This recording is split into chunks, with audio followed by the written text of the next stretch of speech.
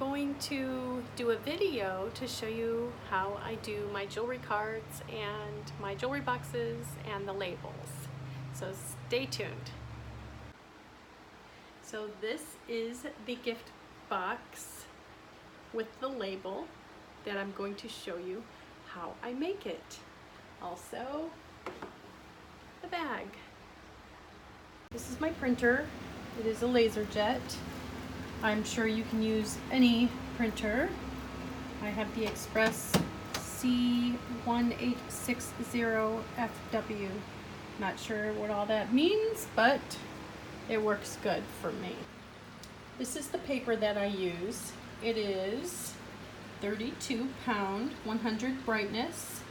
It is the HP papers, and it works out real well for jewelry cards and for box labels and lots of things, anything you want a nice thick piece of paper for. So this paper is not cardstock. It's kind of somewhere in between cardstock and regular paper. This is the paper that I use, the 32 pound. You kind of hear it wiggle. That's cardstock.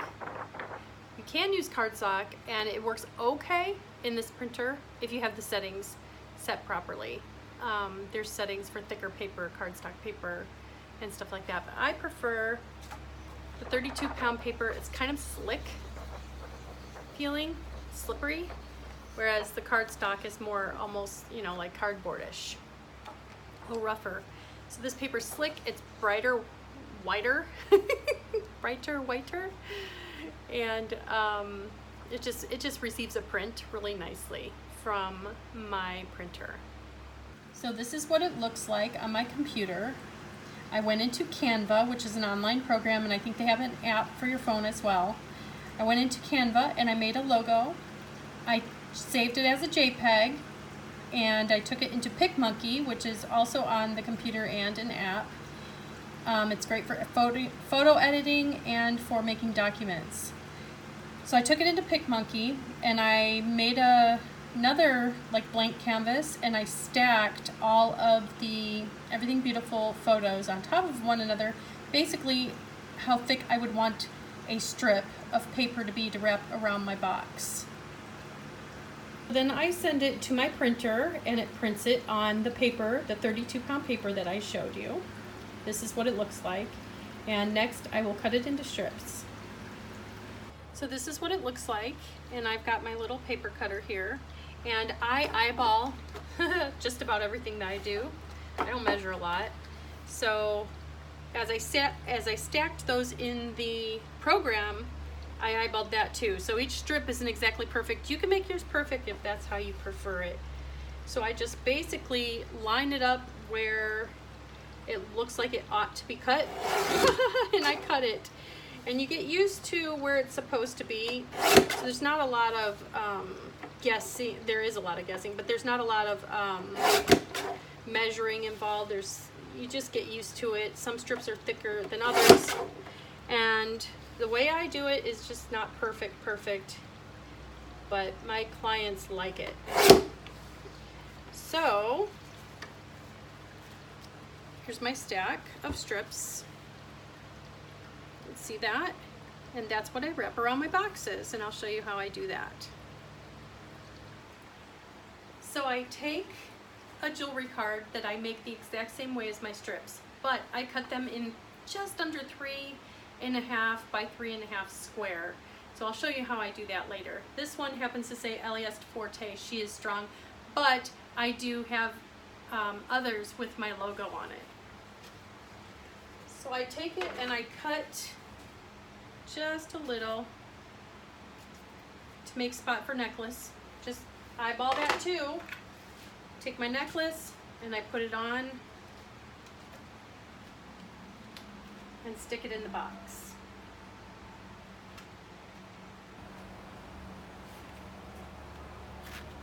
And then it looks like that, basically.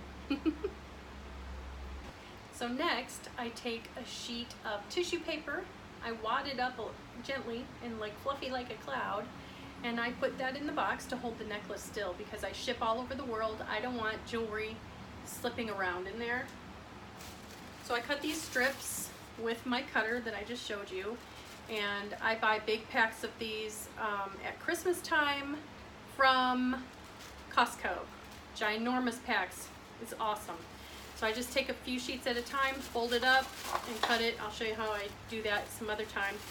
And I gently wad this, gently, ever so gently, put it on top of the necklace so it doesn't slip. Put the box on top of that. Nothing. You hear no swishing around of the necklace. I take my, let me turn this way. I take my label. I center it, of course. Everything is eyeballed for me. Center it like that. Fold it over and hold it. Fold this side over and hold it. And then I take a piece of tape, which normally I have that on my hand. There we go. I use the tape that, hang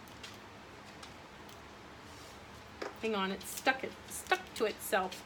I use the tape that's kind of not clear, it's more frosted, because sometimes when I put this on, right on that seam there, little hanging over onto the box, sometimes when I put it on, I need to reposition it. That's not often, and sometimes it works and sometimes it doesn't. So there you go. That's it. That's what the back looks like. That's what the front looks like, and that is my label for my box. So this is my bag. It's cotton, has a drawstring. Sometimes there's 2 drawstrings. I like the thicker ones, so those cost a little bit more money.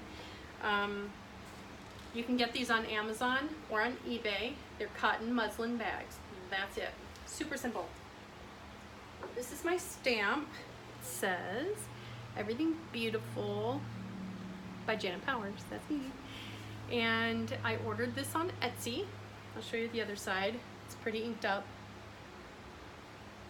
I ordered this on Etsy from a maker. Sent them my logo that I made on Canva. And I sent it to them and they made me a stamp. I think it was about 40 bucks.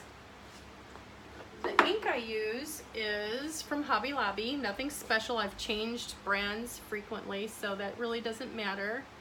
Honestly, this says Ranger. I don't really know how to say that word. Archival, acid-free, permanent, waterproof ink in jet black.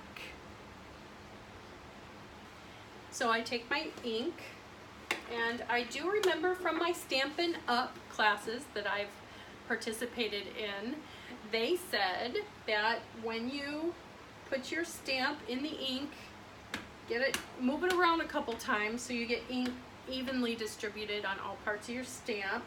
But when you put it on your fabric or your paper, you don't want to rock it, because you see the edges are inked up. That will transfer to the bag. So I just, again, I eyeball it, and I just look where my boxes usually fall in my bag about like that. So I want and then I pull the drawstring. So I want my stamp to be in the center of where my box is gonna be. So I eyeball that, press it down gently from the top, and bammo! That's all, folks. That's what it looks like. Yeah, these bags are a little bit wrinkly. It's all good. It's all part of the look. The final product will look like this. I just take my bag and I put my box in it, pull the drawstring, and I am ready to ship. That's it. Isn't that cute?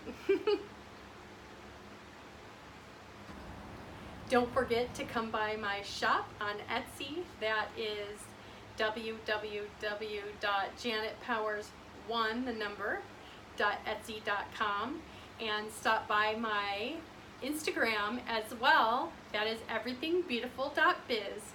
Come by, say hello in both places, and let me know what you think.